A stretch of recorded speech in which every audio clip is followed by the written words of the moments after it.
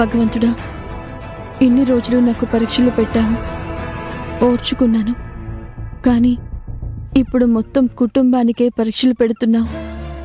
ఏనాడు వాళ్ళు చూడని ఇబ్బందులని వాళ్ళకి కలగజేస్తున్నావు.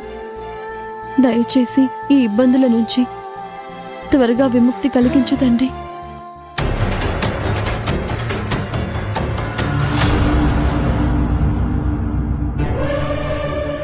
అభి ఏంటి దీర్ఘంగా ఏదో ఆలోచిస్తుంది?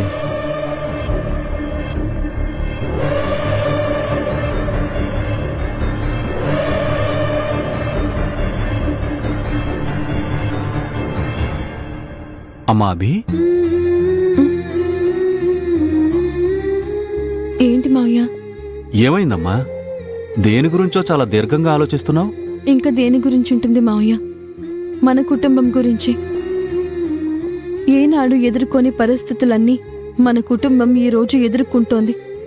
నా గురించి పక్కన పెట్టండి, కానీ మీరు ఏనాడు ఇలాంటి పేదరికం చూడలేదు, ఇలాంటి ఇబ్బందులు ఎదుర్కోలేదు. అందుకే నాకు చాలా బాధగా అనిపిస్తోంది.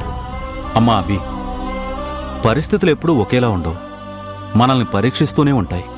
వాటిని దాటుకుని వెళ్ళిపోవడం తప్ప వాటి గురించి ఆలోచించుకుంటూ అక్కడే ఆగిపోకూడదు.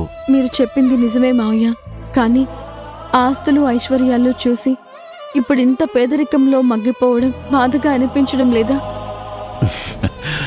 బాధ అనిపిస్తుందమ్మా, కానీ ఆ బాధలోనే కూరుకుపోతే ఎలా అమ్మా? అయినా ఇప్పుడేమైంది? నువ్వు ఉద్యోగం చేస్తున్నావు, రాహుల్కి కూడా ఉద్యోగం వచ్చింది. ప్రస్తుతానికి ఈ కుటుంబాన్ని ఆదుకోవడానికి మీరిద్దరూ కష్టపడుతున్నారు. త్వరలోనే రాజీవ్కి శ్రీకరికి ఏదో ఒక ఉద్యోగం వచ్చేస్తే ఇక ఈ కుటుంబం దేని గురించి దిగులు పడాల్సిన అవసరం ఉండదు. మిమ్మల్ని చూసి చాలా నేర్చుకోవాలి మావయ్య. ఇంత కష్టకాలంలో కూడా ఎంతో పాజిటివ్గా ఆలోచిస్తున్నారు. తప్పదమ్మా అభి.